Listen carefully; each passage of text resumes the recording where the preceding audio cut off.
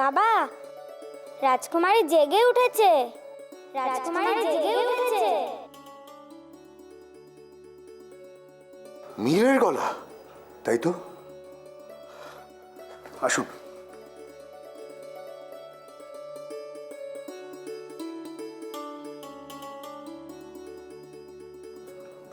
আসুন মহারাজ। এবার আপনার বন্ধন খোলার সময় হয়েছে। আচার্যদেব, আমি সব শপথ বাক্যে আমার মনের অন্তর থেকে সম্মতি প্রকাশ করেছি। এবারে আমি আমার খনাকে ফিরে পাবো তো? হ্যাঁ মহারাজ, খনা এবার জ্ঞান ফিরে পাবে। আপনি নিশ্চিন্ত মনে প্রাসাদে ফিরে যেতে পারেন।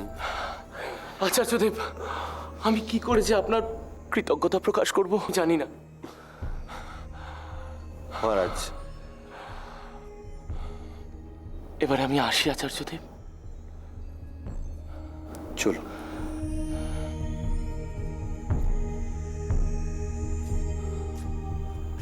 আশীর্বাদ করুন আচার্যদেব, যাতে আমাদের পরিবারে এবং রাজ্যে শান্তি বিরাজ করে।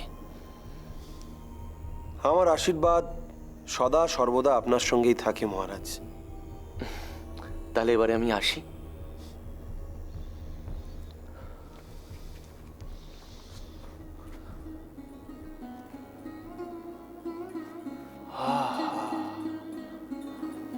অপূর্ব, অপূর্ব। সপ্তর্ষি আবার উজ্জ্বল রূপে দেখা দিয়েছে। কতদিন বাদে সপ্তর্ষি আবার উজ্জ্বল রূপে দেখা দিল।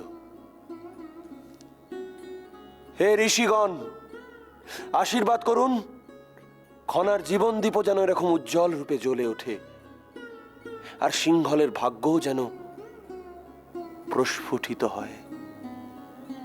আশীর্বাদ করুন।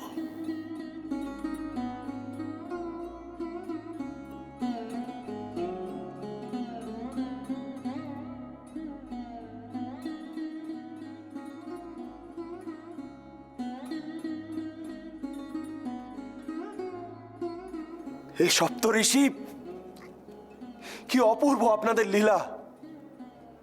খনা সুস্থ হচ্ছে, খনা আবার প্রাণ ফিরে পাচ্ছে। কি অপূর্ব আপনাদের লীলা।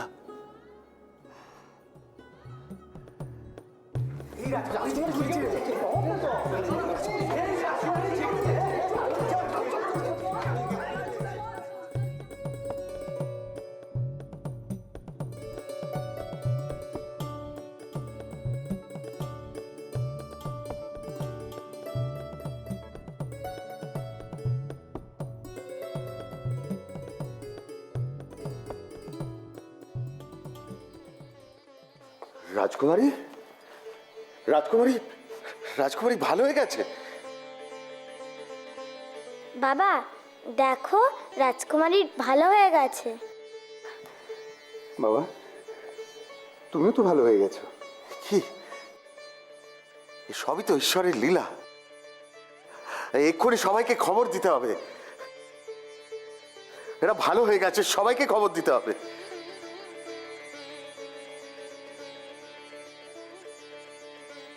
খনা, মীর, মীর,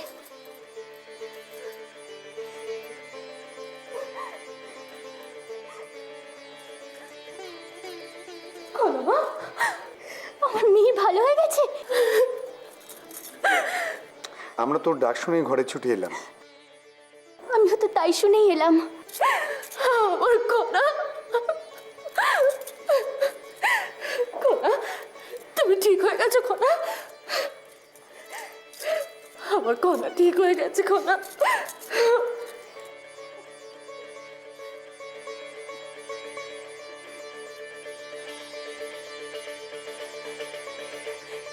খনা, আমাদের খনা সুস্থ হয়ে গেছে, কিন্তু এসব হলো কি করে? রানীমা, আমরাও ঠিক বুঝতে পারছি না। আমরা তো মিহিরকে খুঁজছিলাম, হঠাৎ মিহিরের ডাক শুনতে পেয়ে ঘরে ঢুকে দেখি মিহির দাঁড়িয়ে আছে আর আমি বুঝেছি, এবারও মিহিরের জন্যই আমার খনা ঠিক হয়ে গেল। রানীমা, আমার মিহিরও তো কথা বলছিল না। ও নিশ্চয়ই রাজকুমারীর জন্য সুস্থ হয়ে গেছে। যে যার জন্যই ঠিক হোক, সবাই এখন ভালো হয়ে গেছে, এটাই তো অনেক। প্রধানমন্ত্রী মশাই, এর পূর্বেও যখন খনার তীর লেগেছিল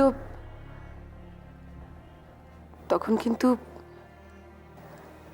মিহিরের জন্যও সুস্থ হয়ে উঠেছিল। এবারও হয়তো সেরকমই কিছু হয়েছে।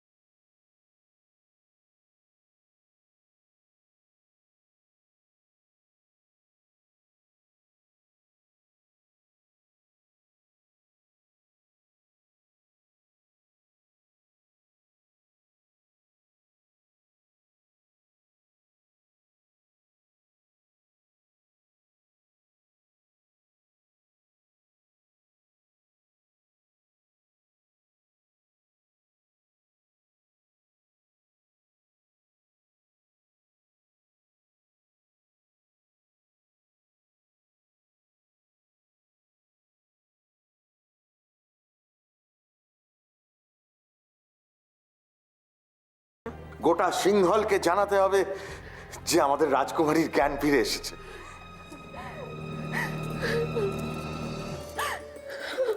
খনা,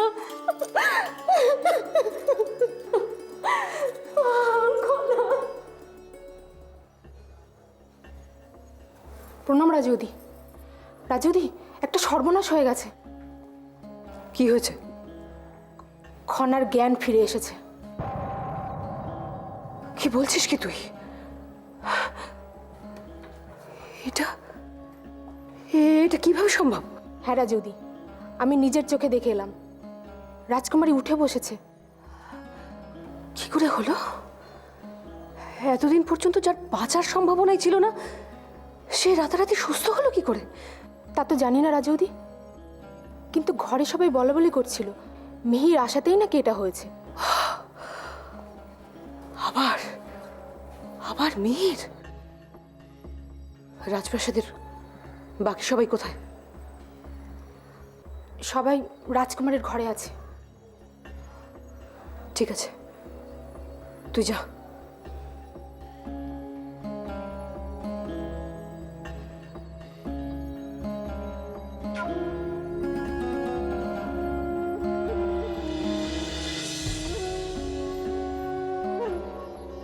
আজ সিংহলের বড় শুভ দিন। তোমরা সবাই চারিদিকে ছড়িয়ে যাও, সবাই যেন জানে, সারা দেশ জুড়ে যেন উৎসব হয়। আমি তাহলে উত্তরে যাই প্রধানমন্ত্রী মশাই। আমি যাই, আশেপাশের গ্রামের সব মানুষদের খবর দিয়ে আসি। সবাই যাও। আমরাও যাই। সবাইকার জানা প্রয়োজন, সবাই যাও।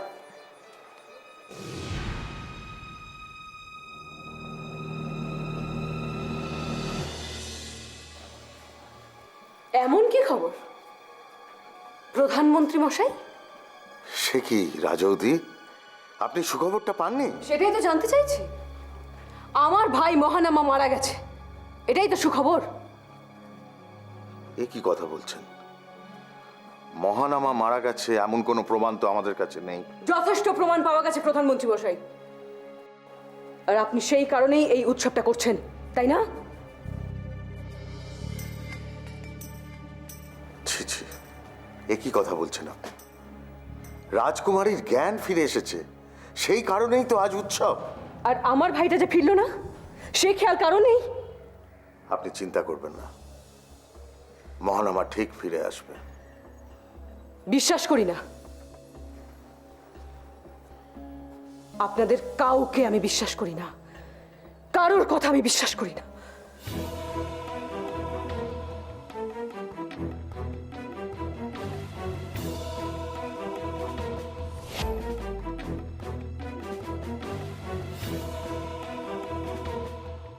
মনে হচ্ছে প্রাসাদে পৌঁছাতে পৌঁছাতে ভোর হয়ে যাবে।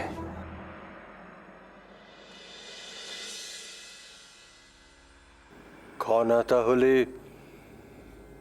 সত্যিই চলে গেল? হ্যাঁ, হয়তো ওর ভাগ্যে ফিরে যাওয়াটাই লেখা ছিল। তবু আমার একটা বিষয় নিয়ে দুশ্চিন্তা থেকেই গেল। কি বিষয়? এই যে খনা পৃথিবীতে গেল, সব কিছু পুনরায় মানিয়ে নিতে পারবে তো? সবাইকে চিনতে পারবে তো? পারবে। আপনি নিশ্চিত? হ্যাঁ, নিশ্চিত। কারণ আপনারা সবাই জানেন, খনা যে কদিন এখানে ছিল সেই কদিনের কোনো স্মৃতি খনার মনে থাকবে না। যেটা থেকে যাবে সেটা হলো ওর গ্রহণ করা জ্ঞান এবং শিক্ষা।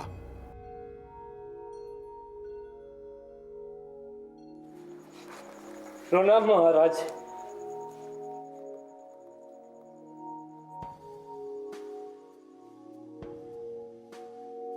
তুমি এসে গেছো উপদেশ?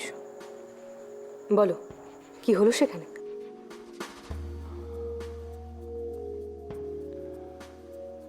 খনা কেমন আছে? মহারাজ, মহারাজ, একটি সুসংবাদ আছে মহারাজ। রাজকুমারী সুস্থ হয়ে উঠেছেন, তিনি জ্ঞান ফিরে পেয়েছেন। হ্যাঁ মহারাজ, অদ্ভুত ঘটনা। মিহিরি রাজকুমারীকে সুস্থ করে তুলেছে। কি বলছেন? এ কথা সত্যি? হ্যাঁ মহারাজ, সত্য। ঈশ্বর, তোমার অশেষ কৃপা। অবশেষে অবশেষে খনার জ্ঞান ফিরে এলো।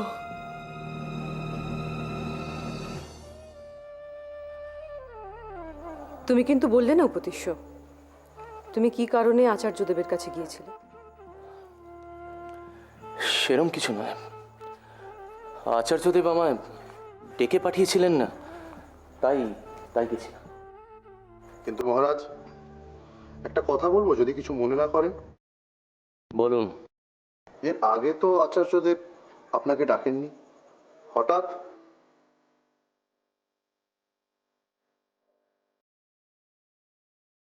ডাকেননি কারণ আগে তার প্রয়োজন হয়নি। আজ প্রয়োজন হয়েছে তাই ডেকেছে। আসো, যাও যাক। চল। উপদেশ্য, আমার কেন জানি না মনে হচ্ছে তুমি কিছু লুকোচ্ছ। লুকোবো কেন? আমার লুকোনোর আছেই বা কি? লুকোনোর কি আছে সেটা তো তুমি ভালো বলতে পারবে। দিদি, আমার মনে হচ্ছে আপনি এই বিষয়টা নিয়ে একটু বেশি ভাবছেন।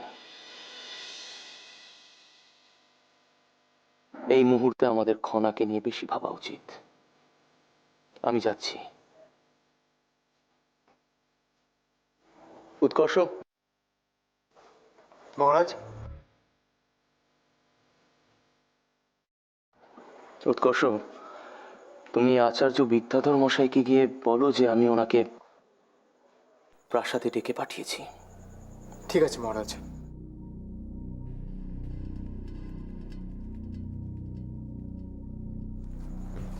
উৎকর্ষ, কি বললেন মহারাজ? মহারাজ বললেন আচার্যদেব বিদ্যাধর মহাশয়কে ডাকতে। আর কিছু? না, আমি তাহলে আসি।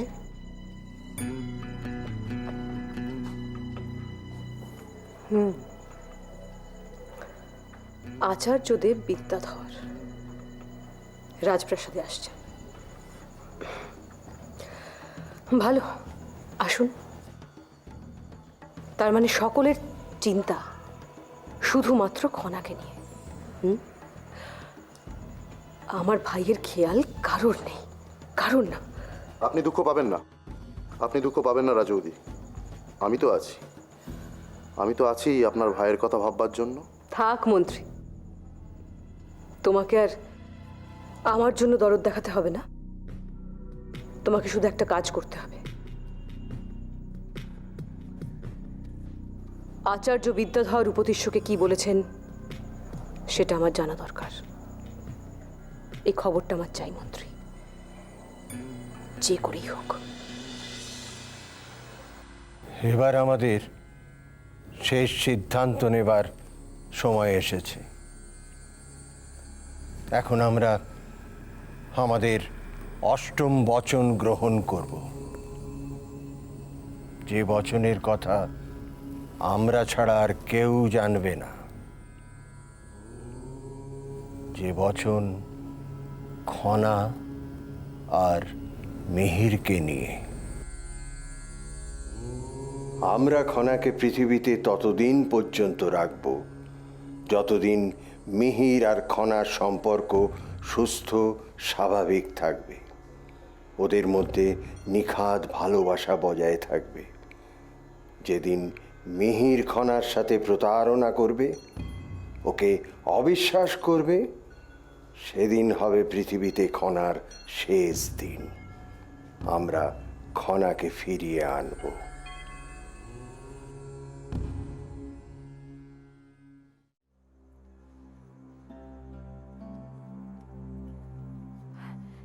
দেবী বসুন্ধরা কি আছেন?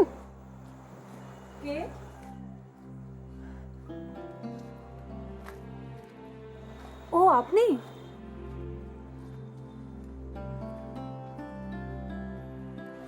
আসুন আসুন। কোনো সমস্যা? না না, কোনো সমস্যা নয়। আসলে আমার মনে হলো এই খবরটা সবার আগে আপনাকে জানানো উচিত। কি হয়েছে? আমাদের রাজকুমারী খনার জ্ঞান ফিরে এসেছে।